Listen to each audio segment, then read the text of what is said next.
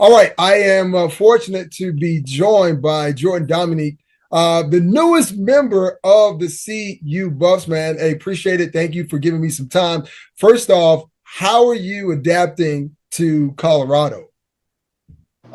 Being out here, I've only been out here for about 8 or 9 days at the moment. You know, I took my official and decided, hey, this is the place for me. I'm just gonna stay here and ended up loving it. It's really cold in Florida, so I'm not used to this. This is the first time I've ever seen snow caked up like this. It's real powdery, which I like. But I want to have a huge snowball fight. I think I've said that before, but yeah, it's just interesting. It's an interesting city. I love it. It's nice. It's pretty expensive, but the entire vibe of Colorado is nice. I love the people here. They're also friendly, nice. I've met a bunch of people, and just adapting to this, it's pretty hard to breathe up here, all the way up Yeah. here in the. I'm not used to this. I'm so used to humidity, and there's no humidity. There's no air in the. There's no water in the air, so I'm just enjoying it. I'm adapting to it as much as I can, and it's just been a wild ride. Like I feel like the coaches. So I went on my official last weekend. I made the joke that the coaches controlled the weather just enough so that I didn't see any snow until I committed. Then as soon as I committed, they tried to make a whole snowstorm. So it's I'm enjoying it. I mean, walk me through that process that you went through to get to from Arkansas to Boulder, Colorado. Man, it was a process. It was one of the hardest decisions I'd made in my entire life, honestly. Um, I've hit the transfer portal twice now. I came from Georgia Tech. I graduated from there with a degree. I love the coaching staff there, by the way. The people are still there that were there when I first got there, So they have Coach Key, Coach Brent Key, Coach Marco Coleman. I love them. They're definitely cool. But whenever I ended up at Arkansas, side I had a good run. It was a nice thing, but ultimately I felt like could be I felt like there was something out there more for me. I feel more for me, and so to speak, as I enjoyed my time at Arkansas, but I felt like if I were to enter the transfer portal again, it would have been, it's a bad look, as some might say, because I entered the portal twice after especially just 1 year. But I feel like the portal is really a conduit to truly go to where you want to go, and I like the new rules and regulations that they have for the portal. Um, my decision, it was based on just what do I think would put me in the best possible position to get to the next level. So I've been in the SEC, I've been in the ACC, I've seen how they play, I've seen how they operate. I love both I love both conferences, but I ended up just wanting to come to Colorado because it just seemed like the perfect spot for me. I love the coaching staff out here. They're really big in the interpersonal relationships, which is something huge for me. I know that they're truly going to help me develop. The defensive line coach, Nick Williams, he's a high energy guy.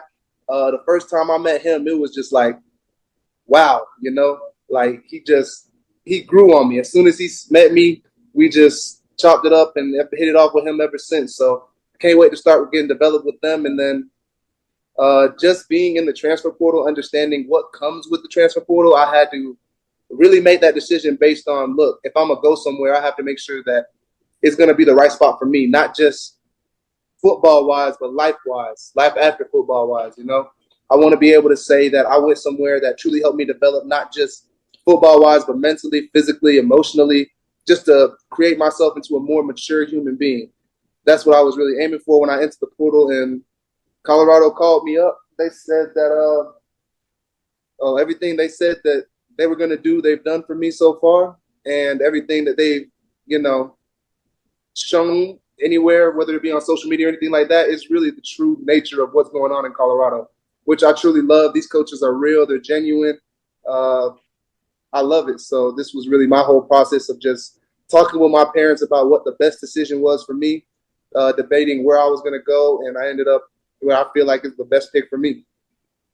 Now, obviously, your head coach, I grew up watching him, and I don't know if you knew this, but he has a variety of nicknames. One of those nicknames was Deion Sander Claus, because I remember Nike did a whole campaign with him, but he's seemed to have revitalized the program with a lot of his energy. So what was that first call like in that first meeting with Coach Prime?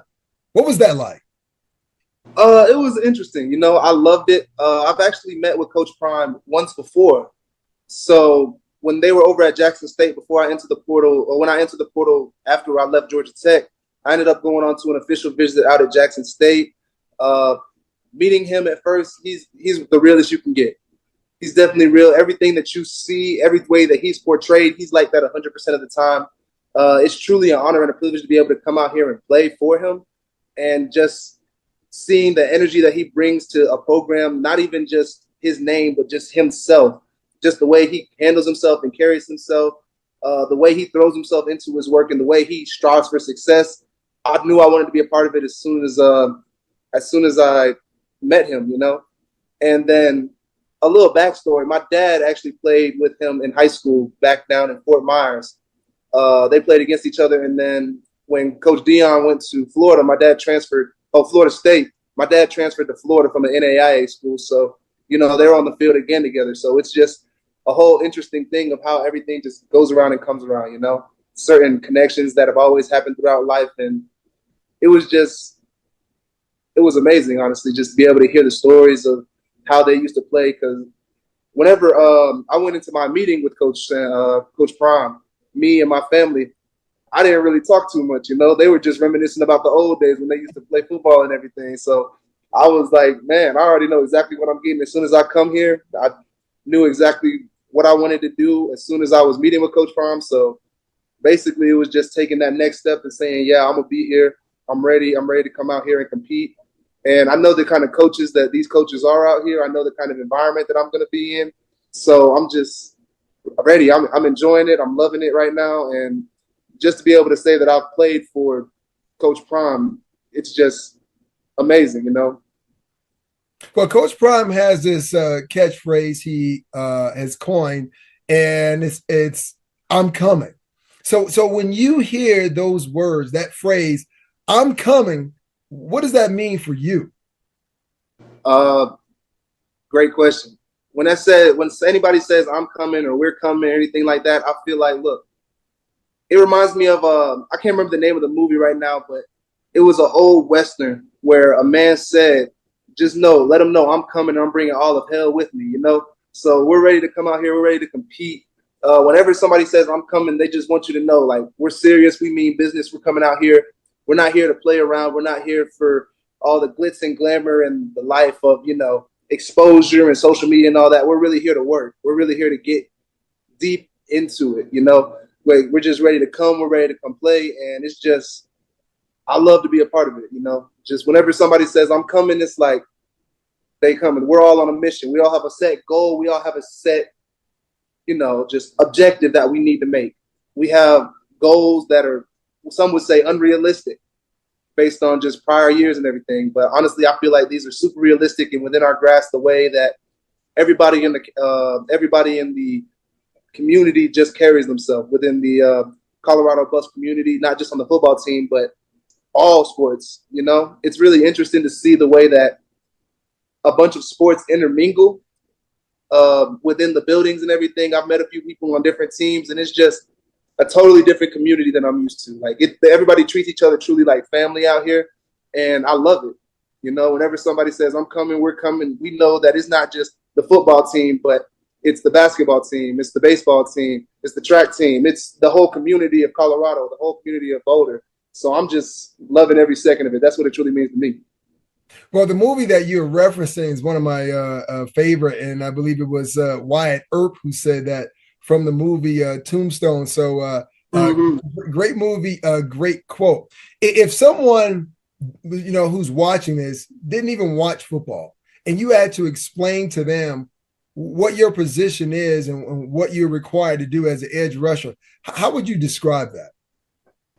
So I would describe it as an extra defensive lineman / outside linebacker hybrid. So I'm somebody that's going to line up outside, mainly the offensive line on the defensive side, and I'll be the one responsible for setting edges, getting to the quarterback on passes. That's going to be my main job. The main objective is to get quarterbacks off their spot when I'm rushing, making sure that they're uncomfortable in that pocket. That would be my main job, my main goal.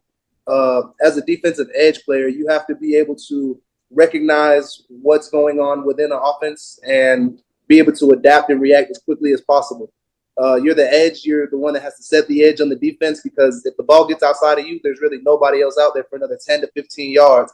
So you're really one of the most pivotal points on the defensive line. You know, we always need the D tackles inside to hold the points, so make sure that running backs can't just run downhill.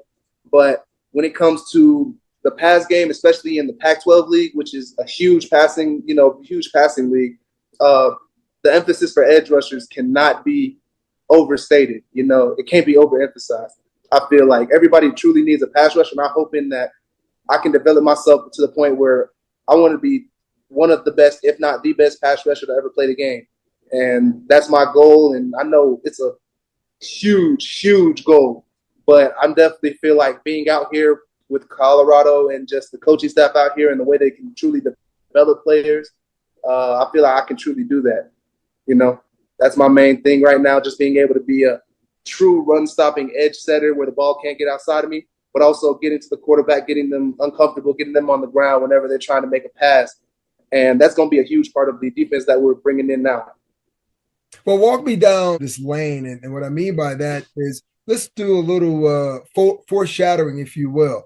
Now, after the 2023 season, I mean, your stats are what? I know you said that you want to kind of come in and solidify yourself and help this team, but from a sack standpoint, that's the world you live in, and that's how edge rushers are measured. What are your stats looking like at the end of the season in your mind? Honestly, I have really high expectations. So my main goal is I want to break the NCAA sack record, which I know is 25 sacks, which, shoot, that's a huge goal. You know, I definitely want to be able to do that. Have a lot of tackles, have a lot of sacks. If I can get anywhere between 15 to 20 possibly, that'd be an amazing season. I definitely want to strive high and shoot for that goal. That's my main goal. Sacks, forced fumbles, fumble recoveries. I want to be able to do it all. I want to be able to create havoc, so to speak, along the defensive line, where it seems that, oh, he's in the backfield every play. Oh, he's there on every play. He's always around the ball every single play. So the stats-wise, I love stats, statistics, but I really want to show what kind of person I am just on the field. I want to show that I have a high energy motor. I want to show that I can get to the ball whenever. I want to show that I have natural born instincts, and being able to develop throughout this whole year all the way up until the season and possibly through the season. I want to show that, I'm dedicated to this game. I want to show that I'm dedicated to the team. I want to show that I'm dedicated to football. And just being able to say that, hey, I came into here, I balled out, and I finished with 17 or 18 sacks, a huge amount of tackles, forced fumbles, fumble recoveries, hopefully some touchdowns too. I definitely love that. So that's where my mind is, and I know I'm going to have to develop and really work to get to that level that I want to be at. So that's really what I'm thinking right now. So now as an edge rusher, both pressure and coverage go hand in hand. And now you have Travis Hunter, and now you guys added 6'2", 165-pound top corner coming out of Florida as well, that you're quite familiar with, Cormani. How would those two guys actually help you in accomplishing this massive sack total that you want to achieve? You know what they say, coverage and defensive line goes hand in hand. It always starts up front. If the defense can get the quarterback off his spot and the coverage can cover the wide receivers long enough for us to get there, it goes hand in hand. I know that having Travis on the outside, Cormani McClain, and then also our safeties, we got Miles Slusher from Arkansas. That's my boy that I came over here with as well. Just to have such a solidified back end, it'll definitely be able to help with the pass rush, because quarterback's going to have nowhere to go with the ball. If he throws it too fast, Travis is going to pick it. If he throws it too slow, Cormani's going to pick it. If he tries to lob one, Slush is going to go get it, knock it down, PBUs. But, just having them in the back end, that gives us tremendous confidence up front, knowing that, hey, we can go after, we can pin our ears back and just go and just be able to get after the quarterback with knowing that we have a back end that can truly cover for 4 to 5 to 6 seconds, but we don't even want to give them that much time. We want to give them about 2 to 3 seconds before the quarterback is really like off his spot. We want to be able to get back there. We want to cause havoc and really create. I feel like we're creating a defense that's truly going to show a different side of football. I feel like just the confidence that the back end has in the front end and the front end has in the back end, along with our linebackers as well. it's going to be a different ball game. You know, I'm just loving it. I'm loving what I'm seeing, and especially with Cormani and Travis, man, I'm excited to see what they do. The #1 corners in both the 2022 and 2023 class, it's going to be insane. I'm ready to see what happens. You know, you look at Shedeur Sanders. We saw what he was able to do at Jackson State. With all you guys have assembled on both sides of the ball, and more importantly, from you from an edge rusher standpoint, how can you help develop him as a quarterback? I've told Shedeur before. We actually had a conversation. I told him, look, we're going to be the hardest defensive line you're ever going to play. I feel like that's what our mindset is. That's what we want to do. So if we can make Shedeur as uncomfortable as possible in the pocket, where it's to the point where, man, every play I'm running, every play I'm moving, every play I'm out of here, he's really going to truly develop as a quarterback. And it's not just going to be, oh, we're powder, we're messing with him, we're not really getting back there. We want to really put pressure on him so that in practice situations, it seems like real game time situations. And knowing that, you know, he's really a Heisman runner this year. I feel like they said it before. He's shown what he can do over at Jackson State. The man's a hell of an athlete, you know, truly a hell of an athlete. And I love it. But just being able to go against each other and knowing that Shedeur is one of the premier quarterbacks in this league right now, I feel like. And we're us having a D-line that'll truly get after him and get pressure on him. So when it comes to the game, he's going to be ready to go and everything. I feel like that's going to be our main goal. You know, iron sharpens iron, and just being able to, you know, be in practice every day with him, see how they operate, see how we're going to be able to get after him and how the offense is going to get after us. It's going to be insane. I feel like. So I feel like we're going to have really great practices. I feel like we're going to have really good pressure on him, and he's going to take that pressure and, you know, make something happen. Like, his name is Shedeur for a reason. Like, he's going to make something. Well, there's a lot of Buffs fans that haven't really been excited about Buffs football over the past couple of years. I want you to look into that camera and tell them why they need to make sure that there's always a packed house with you being there, Coach Sanders being there. Why should they fill that stadium? I want you to tell them right now. All right, I'm going to look straight in the camera. So just to let y'all know, we coming. That's all I can really say. We have some of the most elite players that I've ever seen, honestly. And I'm not just saying that. I feel it. I feel like we're really changing the culture around here. I feel like we're really shifting the culture to something that's going to be possibly legendary. I feel like we can see this in 20 years on a 30 for 30 on ESPN. And I definitely know people are going to be that are going to want to be a part of that as well. Just to come in and show that, you know, with Coach Prime, with Shedeur, with Travis, with Cormani, with me, with Miles Slusher, with Taylor, the new edge, also another D lineman that signed with me this past weekend. Just the entire roster that we're building is going to be a whole different Colorado than anybody's going to be used to. And I want y'all to know, hop on the train now, because when the train leaves the station, you're not going to be able to catch it. Wow. I mean, hey, Buffs fans, you heard Jordan Domineck said it. Hey, there's only limited seats on the bus. You better get on the train. Woo-hoo! You better get on the train now, because once it's in the station, you're going to be left standing on the platform, man. Jordan, pleasure talking to you. I'm sure we'll talk again once we get into spring football, man. I wish you nothing but success. And there are 2 helmets behind me. There's 32 teams. One of those 32 teams can be calling your name when the commissioner walks across the stage. So keep that in mind. And always remember this: return on investment. That's what you want to think about every time you hit the field, man. So appreciate you, man. Thanks for giving me some time. Of course, man. I appreciate you for taking the time to, you know, talk to me and everything. I love it. I'm happy to be here, you know. I appreciate you. And I heard you're actually a Georgia Tech alum. Is that right?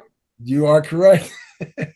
Yes, I am. I'm a Georgia Tech guy. So obviously knowing that you started in the ACC, SEC, now you're in the Pac-12. Hey, man, it's big shout out for you from going through, you know, all those changes with the transfer portal. And, you know, with you starting off at Georgia Tech already, man, no matter what happens, I got so much love for you. I appreciate you, man. Thank you so much for the time that you've given me, man, for real.